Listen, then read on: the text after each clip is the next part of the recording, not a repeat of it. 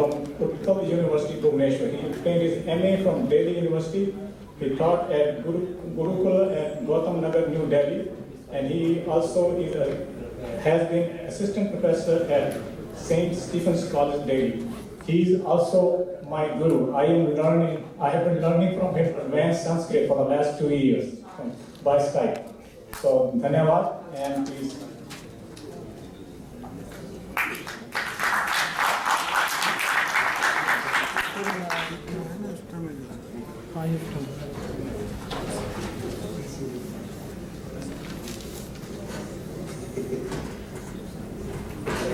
Time करने का कुछ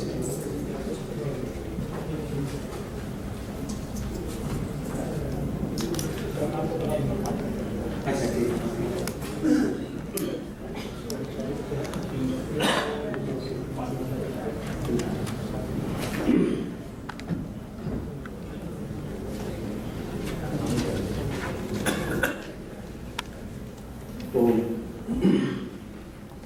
उपस्थित सुधीजनों देवियों आप सबको मैं नमन करता हूँ।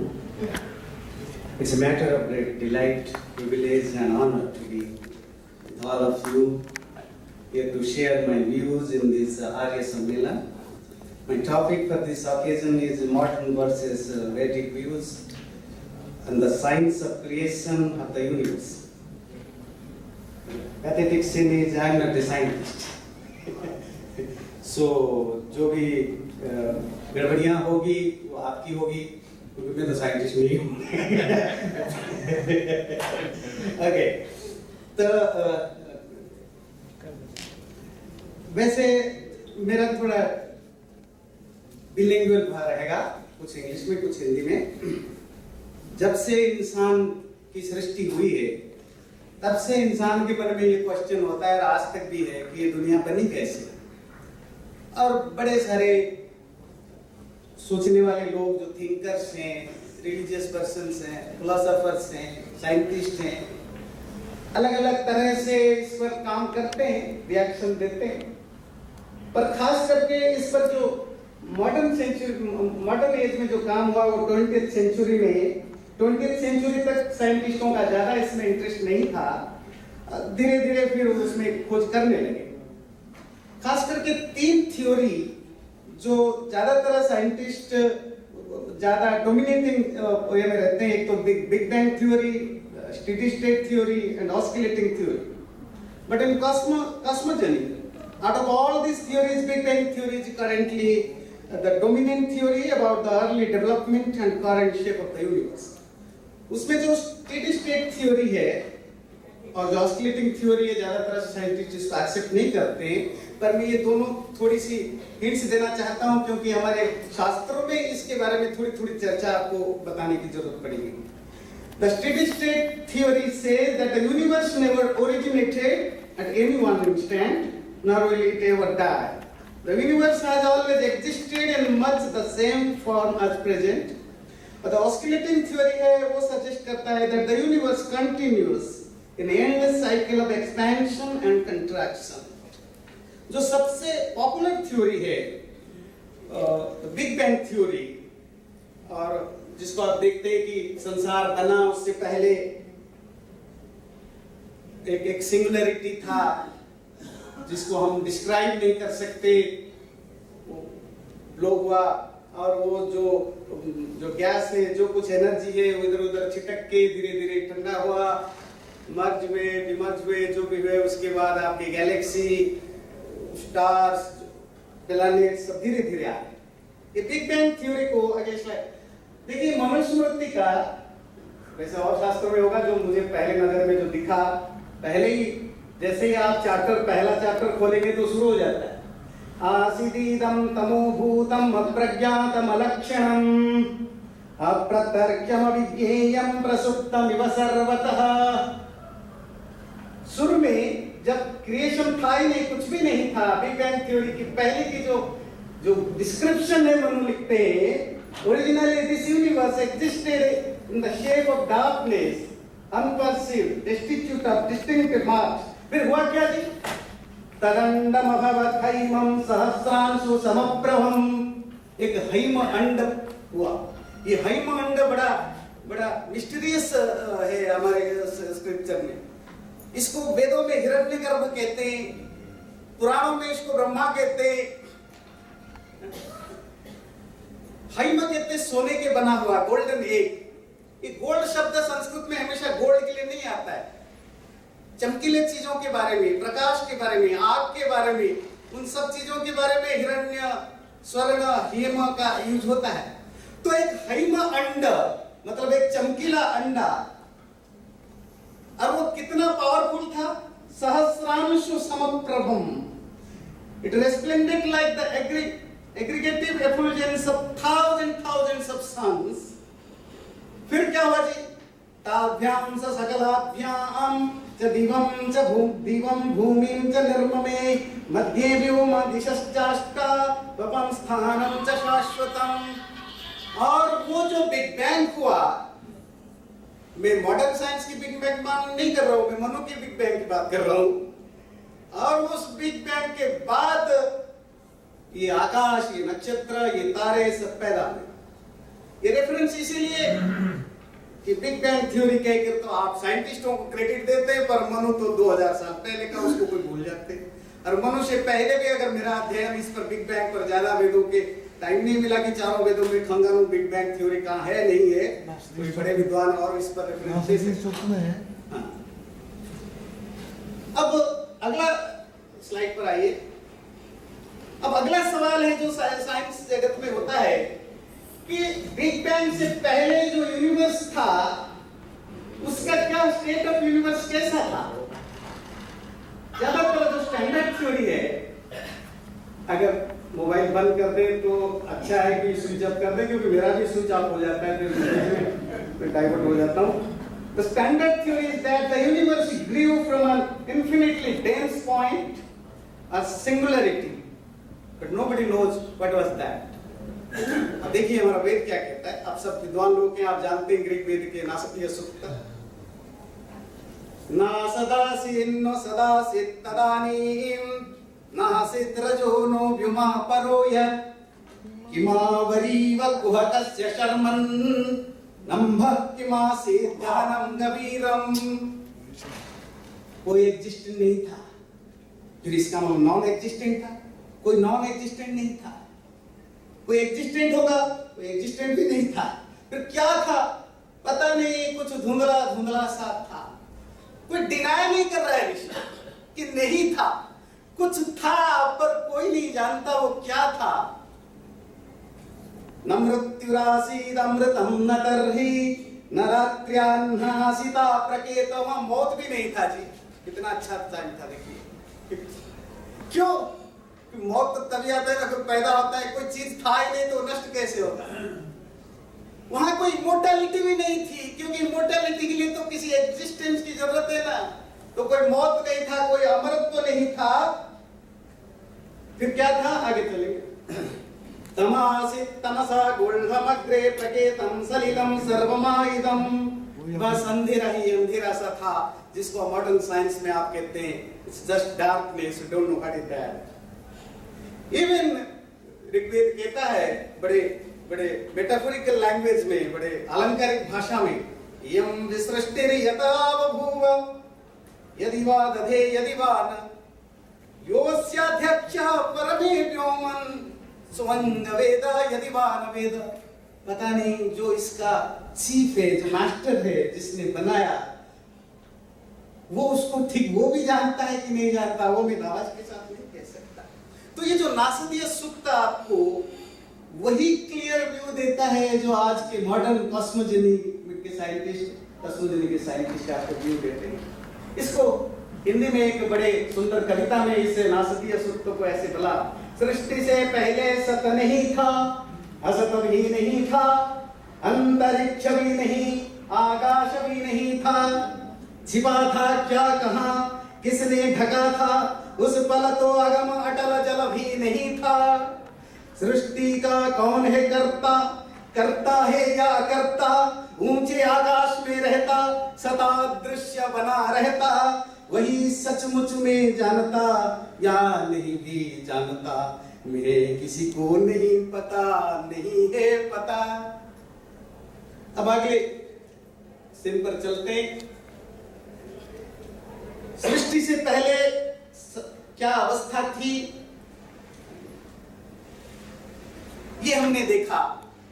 जो मॉडर्न साइंटिस्ट कहते हैं वो हमारे ऋग्वेद काल से वही चर्चा है। जब सृष्टि की शुरुआत हुई उस स्टेट में क्या क्या परिस्थिति थी? The state of the universe prior to the formation. जब हम पैदा होते हैं 9 साल तक पेट में रहते हैं, गर्भ में रहते 9 महीने तक। 9 साल तो बहुत हो गए। एक चिड़िया है वो अंडे में रहता है, सांप है अंडे में, कोई अंडे में रहता है, कोई गर्भ में रहता है। जो शुरू के 5-6 दिन है, 1 हफ्ता है, 2 हफ्ता है, 3 हफ्ते है। आप किसी बच्चे को पूछो, बच्चा आपसे पूछे कि अंडे में क्या है, आपको इसके अंदर चिड़िया है, बुलाएगा, 1 अंडा फोड़ देगा, बोले कहां कुछ तो नहीं है, झूठ बोलते। पर अगर आप उसको 8-10 दिन 20 दिन जितना भी उसका टाइम है उसके बाद देखो तो उसमें बच्चा निकलता है। वो जो सिचुएशन है वो ऐसा है, आप उसके एग्जिस्टेंस को डिनाई नहीं कर सकते, थोड़ा प्रूव करना मुश्किल होता है। बीज में पेड़ होना, अंडे में बच्चा होना, गर्भ के पहली महीने में पहले अवस्था में जो होना, संसार का भी जो गर्भावस्था है इसको वेदों में हिरण्यगर्भ कहा।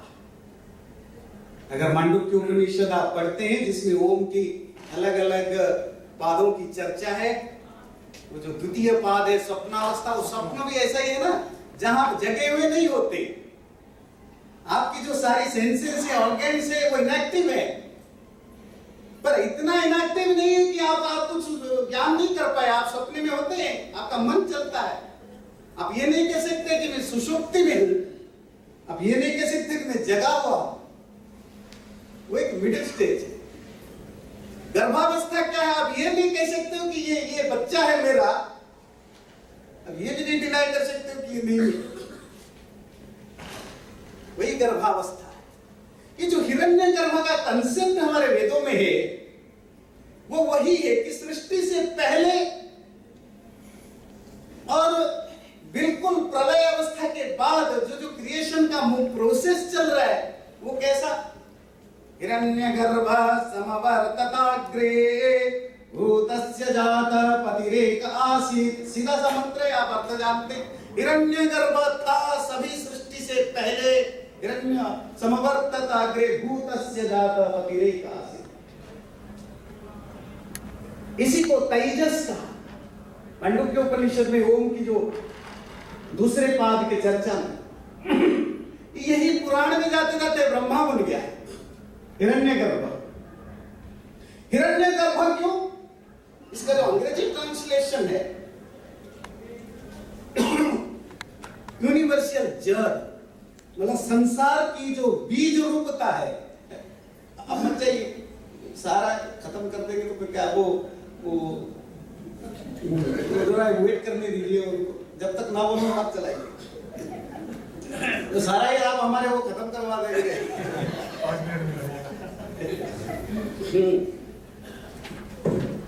इसको देखो, किसी कवि ने कहा वह था हिरण्यगर्भ सृष्टि से पहले विद्यमान, वही तो सारे भूत जगत का स्वामी महान, जो है अस्तित्ववान धरती आसमान धारण करे, ऐसे किसी देवता की उपासना करे हम हवि देकर, गर्भ में अपनी अग्नि धारण कर पैदा कर, व्यापा था जल इधर उधर नीचे ऊपर, जगात देवों को एकमेव प्राण बनकर, ऐसे किसी देवता की उपासना करे हम हवि देकर।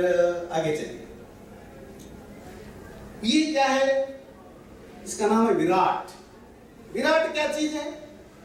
हिरण्यगर्भ के बाद संसार बच्चा बाहर आता है, उसका जो भी ग्रॉस फॉर्म है, तो उसके बाद जो क्रिएशन हुआ जिसकी अभी चंद्रा जी काफी डिटेल में चर्चा कर रहे थे, जो गैलेक्सी, जो स्टार्स हैं, क्लस्टर ऑफ स्टार्स हैं, वो तो बहुत लंबी प्रोसेस चली, बिलियंस ईयर्स लगा। पर जो भी ये जो यूनिवर्स जिसको आप देख रहे हैं, शब्द जिसको आप ओम के तीसरे पहले पाद के रूप में लिखते हैं। जैसे एक पिंड में जागृत अवस्था होती है, वैसे संसार की जो जागृत अवस्था मतलब जो उसकी जो विजिबल स्टेट है, इसी को विराट कहा।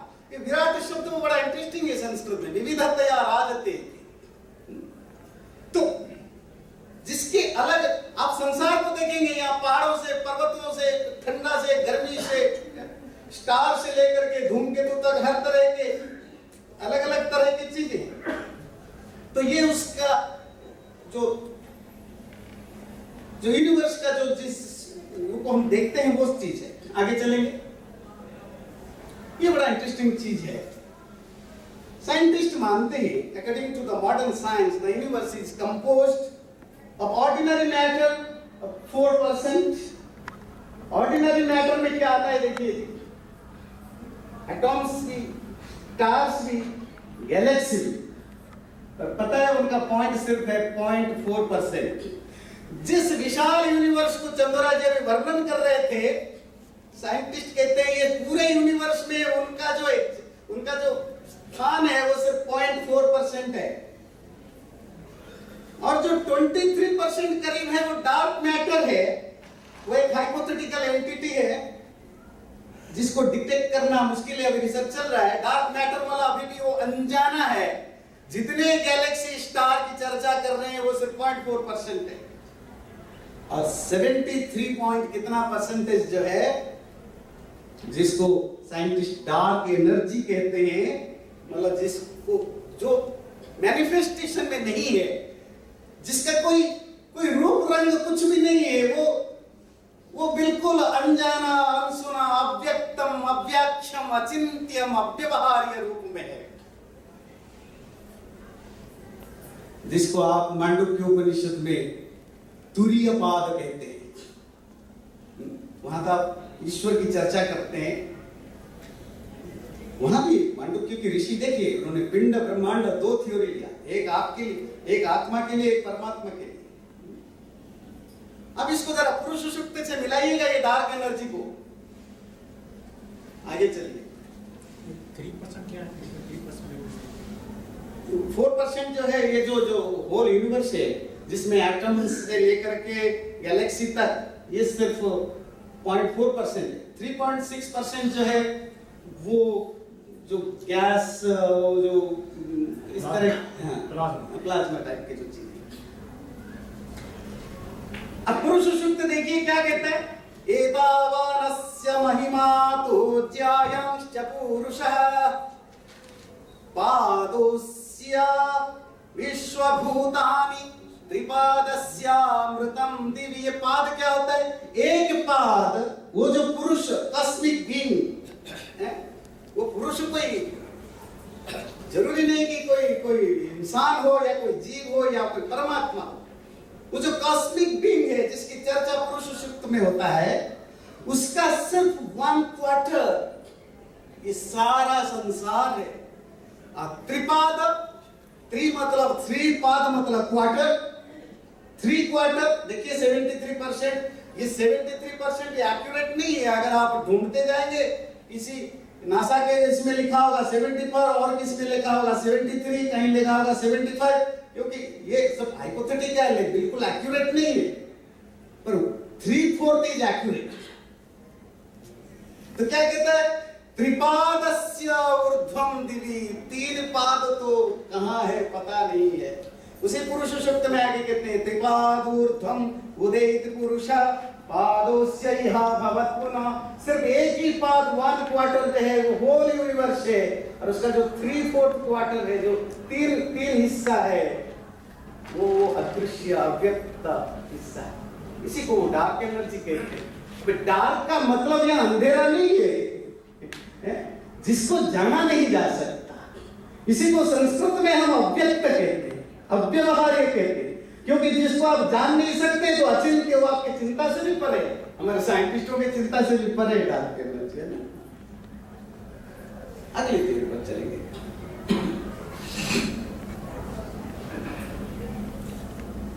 आप जानते हैं, ये हम तो पंडित लोग हैं, हमें इससे ज्यादा ज्ञान नहीं है। आप सारे बड़े बड़े साइंटिस्ट फिजिसिस्ट सब बैठे हुए हैं, ये केवल MC2 थ्योरी, MC स्क्वायर, देखिए मुझे तो उसको बोलना भी नहीं आता। तो जितना आपके पेपर तैयार करते हुए जितना पढ़ा इंटरनेट में वो काम का समझ में आया तो ले लिया। पर आप समझ में आ गए क्या चीज है। जब शुरू में टॉपिक देते हैं ना विष्णु जी, बड़ा गुस्सा आता है 1 हफ्ते तक, हर बार, पिछले बार भी इस बार कि इस पर मैं कैसे काम करूं, कहां से लाऊं। फिर जब तैयार हो जाता है लगता है यार इन्हीं के कारण मुझे बड़ा ज्ञान मिला। 2-3 महीने खूब काम करना पड़ना पड़ता है, ऐसी चीजों के ऊपर पढ़ना पड़ता है जो जिंदगी में कहीं नहीं पढ़ते। चलो अच्छा हुआ। तो in his famous equation Albert Einstein demonstrated that matter and energy are equivalent and interchangeable, and that neither is capable of being destroyed or created, that they only change form. The matter of which the universe is composed shows 2 conditions. ध्यान दीजिए एक-एक point को, क्योंकि इसी पर हम चर्चा करेंगे, namely motion and cessation of motion. अब देखिए हमारा वैदिक व्यू है, चलिए आगे। ये सांख्य दर्शन का विचार देखिए। अगर आप सांख्य दर्शन नहीं पढ़ते तो गीता में भी मिल जाएगा आपको, जिसको हम प्रकृति कहते हैं या विकृति। There is an undifferentiated form of material energy called प्रकृति या प्रधान। प्रकृति क्या है? इस सारे संसार का जो मूल है, जो बीज है, उसे हम प्रकृति कहते हैं। प्रकृति हिंदी वाली प्रकृति नहीं है जिसको यूनिवर्स कहते हैं, ये एक टर्मिनोलॉजी है सांख्य भाषा में, सांख्य फिलॉसफी में। और जो उसके 3 कंपाउंड्स हैं, सत्व रज तम, और उसके जो कंस्टिट्यूएंट कॉस्मिक फैक्टर्स है, सत्व जो लाइटनेस है, रजः पैशन और एक्टिविटी है, तम डार्कनेस। और क्या हम पढ़ते हैं कि पूरे संसार में जितने कुछ भी संसार में वो 5 भूतों से बने हैं, और उन 5 भूतों में ये 3 तत्व समाये हुए। जैसे अभी चंद्रा जी ने इसकी थोड़ी बहुत हिंट्स उन्होंने दिया था, आगे तो वही आगे चलिए 14 नंबर में। When these 3 qualities are in equal proportion, this primordial matter has no motion, no effect. जब तीनों गुण बराबर स्थिति में आ जाते हैं, समावस्था में, तो प्रलय होता है, तब वस्तु एग्जिस्ट नहीं करता। और जब उसमें फ्लक्चुएशन होता है, विषम स्थिति होती है, तो सृष्टि होती है। ये जो आर्य समाज का जो त्रैतवाद का जो प्रोपगेशन है, जो सांख्य दर्शन के आधार पर स्वामी जी ने स्थापित किया कि संसार में प्रकृति भी उतनी ही नित्य है जितना आत्मा और परमात्मा है।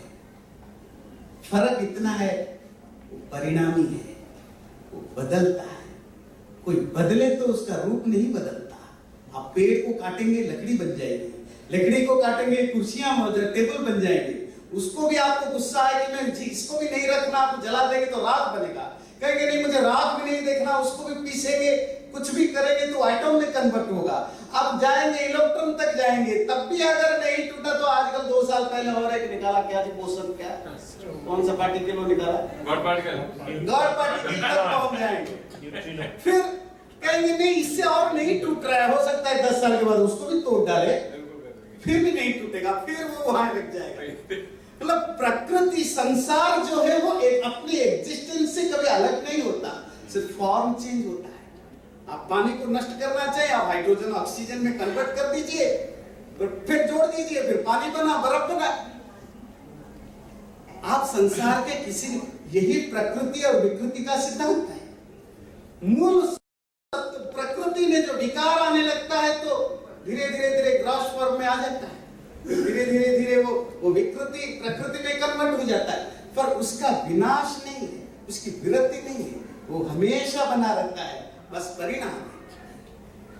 वो इसी को आइंस्टाइन की भाषा में मास एनर्जी में कन्वर्ट हो जाता है, एनर्जी मास में कन्वर्ट हो जाता है। ये साइंटिफिक लैंग्वेज है, ये दर्शन की, संस्कृत में दर्शन की भाषा है। आगे चल स्लाइड पर चलेंगे।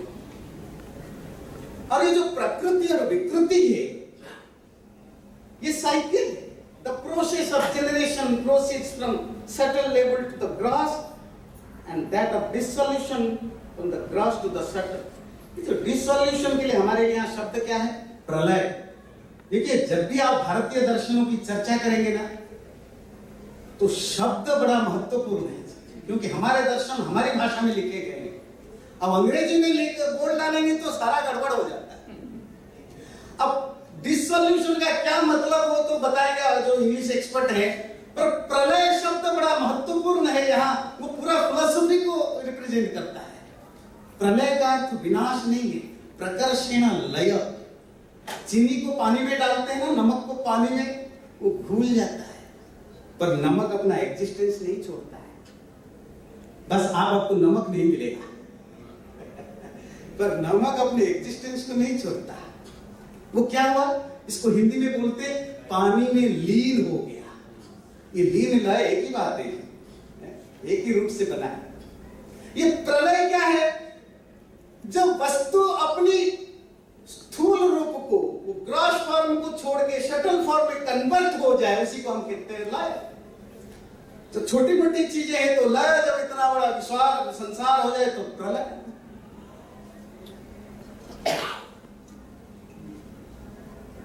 आगे चलेंगे।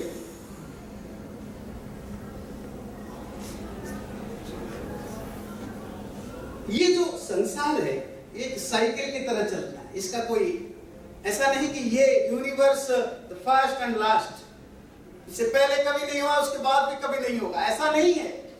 द साइकिल, ये बिग बैंग थ्योरी करोड़ों बार हो चुका होगा, आगे अनंत बार भी होगा। ये पृथ्वी नष्ट हो जाएगी, फिर कितने पृथ्वी आएंगे, ये क्रम से चलता रहेगा। The universe is eternal in flow. The universe has neither a beginning nor an end. Okay? अब देखिए हमारे वैदिक विचार क्या कहता है। इसके लिए मंत्र तो छोड़िए, शब्दों पर जाइए। संसार और जगत, इस संसार का मतलब क्या है? सम्यक सरति, मतलब जिसमें कोई चीज always in flow, always in motion. जगत का भी यही मतलब है। और बड़े इंटरेस्टिंग चीज है, हमारे यहाँ बड़े बड़े संस्कृत विद्वान भी बैठे हैं, मैं गलत ना करूं। उस जो संसार और जगत में जो मोशन के साथ जो प्रीफिक्स लगा है वो बड़ा इंटरेस्टिंग है। सम, जगत में जो जिस तरह के बना है, मतलब which is always in flow, खाली मोशन नहीं है कि मैं भी तो मोशन करता हूँ, 24 घंटे नहीं करता हूँ। ये संसार हमेशा हर चीज मोशन में है, फ्लो में है, इसलिए इसको संसार कहते हैं, जगत कहते हैं। वो फोर्सफुल इस बात को रखने के लिए सम उपसर्ग करता है। जितने भी यूनिवर्स का वर्ड आपको संस्कृत में मिलेगा, उसके जो भी इक्विवेलेंट वर्ड मिलेगा, सब में मोशन आएगा।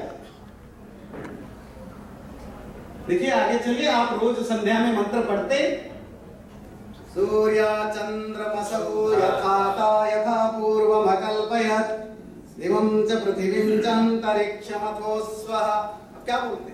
उस परमात्मा ने सूर्य चंद्र जो भी जो बनाया, कैसे बनाया? यथा पूर्वम अकल्प, जैसे पहले बनाया था इस बार भी बनाया, मतलब आगे भी बनाने वाला है। It's a cycle. आगे चलेंगे। मैं पिछले बार से सबक लिया है, इसका तैयारी करके टाइम पर खत्म कर दिया।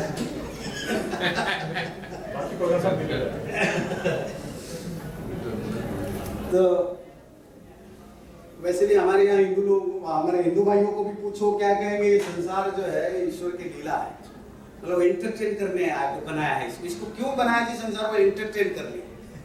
ईश्वर की तरह इतना बोर हो रहा था बैठे बैठे कि एंटरटेन करने के लिए संसार बनाया। थक रहा था, बीवी से झगड़ा हो गया, बच्चे अब आ नहीं रहे घर में, यूनिवर्सिटी से उधर उधर भाग गए, अब इधर आ नहीं रहे, टाइम पास नहीं हो रहा है। ये लीला नहीं है, ये रिदम है। वेद की भाषा में ये रिदम है। रिदम उसको कहते हैं जो यूनिवर्सल इटर्नल ट्रूथ हो। ये प्रोसेस है। दूसरे रिलीजन वाले भी कहते हैं बस ये फर्स्ट एंड लास्ट है, ऐसा कुछ नहीं। ना वो ईश्वर की क्रीड़ा है, ना ये कोई प्रथम और अंतिम सृष्टि है, ये तो अनंत कालों से अनंत कालों तक चलने वाली चीज है। The whole process of creation, sustenation and dissolution of this universe is governed by an eternal universal law निम्नलिखित। तो मैं संक्षेप में बोलने की कोशिश कर रहा था। आगे की जो 2-3 स्लाइड है वो हमारे चंद्रा जी ने उस पर खूब अच्छा प्रकाश डाला है, मैं उस पर आगे जाऊंगा नहीं। एज ऑफ यूनिवर्स, ये देखिए साइंटिस्ट कहते हैं कि करीब करीब 13.7 बिलियन ईयर्स हुआ बिग बैंग से लेकर आज तक। वो उसकी क्रोनोलॉजी है कि इसके बाद क्या हुआ। आज तक बिग बैंग से लेकर आज तक की जो क्रिएशन की जो प्रोसेस है वो 13.7 बिलियन करीब हुआ। और जो पृथ्वी है, मुझे नहीं पता था, मैंने अपने बच्चे को ऐसे ही पूछा। बच्चे ने एक दिन मुझे 4-5 दिन पहले वैसे ही पूछा कि बताओ पापा कि ये जो अर्थ का लाइफ कितना है, कब एंड होगा। मुझे तो पता नहीं है, जबकि मैं इसका काम कर रहा था, कर चुका था। बोला 4.35 बिलियन या कितना है। तो मैंने कहा हिसाब करो, कैलकुलेटर लेकर के। ये जो आज चंद्रा जी बता रहे थे वो कल्प, मनवंतर वगैरह, आप कल्प देखिए वो वही है 4,32,000, वो 4,32,00,000 नहीं, हम आपको पृथ्वी की बात कर रहे हैं, 4 जो भी है। तो मुझे मैं इतना फंस गया कि मैथमेटिक्स में वहां हिसाब करते करते अरब, करोड़, बिलियन, मिलियन में छोड़ ही दिया। इसमें भी मैंने टिप्पणी नहीं दी, आगे चलिए। वो अच्छा है कि चंद्रा जी ने उस टॉपिक को हैंडल कर दिया, नहीं तो मुझे ये मैं अरब बोलता, वो करोड़ बोलते, मैं करोड़ बोलता, ये बिलियन बोलते, तो फिर कंफ्यूजन होता है। The universe begins from a point with a bang and ends in a point with a crunch. This duration is called 1 Brahma Varsha, means 100 kalpa और 100 ब्रह्म दिवस। मुझे इसमें थोड़ा ऑब्जेक्शन है बोलने में, जो डे ऑफ ब्रह्म बोलते हैं ना, ये बड़ा पौराणिक स्टाइल वाली भाषा है। ब्रह्मा का दिन, ब्रह्मा तो है ही नहीं, तो उसका दिन कहां से हो जाएगा। ये बड़ा टर्मिनोलॉजी है, ये कली युग, सत्य युग, मनोयुग। जैसे मैं लोगों को समझा तो आप प्रकाश वर्ष बोलते हैं, लाइट ईयर, उसमें लाइट का कोई लेन देन नहीं है। बस क्योंकि आप किलोमीटर माइल में लिख नहीं सकते, तो आपको हिसाब जोड़ने के लिए बताना पड़ता है। एक लाइट 1 सेकंड में इतना माइल जाता है, उस हिसाब से हिसाब करो 1 साल में कितना जाएगा, दैट इज द मेजरमेंट। यहाँ यही रीजन है ऋषियों के पास, उनको ब्रह्मा साबित नहीं करना था। कली युग में ज्यादा पाप बढ़ता है, सत्य युग में कम पाप होता है, ये साबित करना नहीं था। ये टर्मिनोलॉजी है कि ये 4 युगों के महायुग है, मनवंतर है, कल्प है, ब्रह्म दिवस है, ब्रह्म वर्ष, ब्रह्म रात्रि है और ब्रह्म वर्ष है। तो एक ब्रह्म वर्ष एक क्रिएशन का एज है, आगे चलिए, और एक ब्रह्म वर्ष क्रिएशन की जो डिसोल्यूशन का प्रोसेस है। तो मैंने थोड़ी बहुत कोशिश की आपके सामने अपनी बात रखने की। मुझे नहीं पता इस विषय पे मैं कितना खरा उतरा हूं, अगर कहीं भूल चूक हो तो आप लोग माफ करिएगा। धन्यवाद बहुत बहुत। ओम शांति।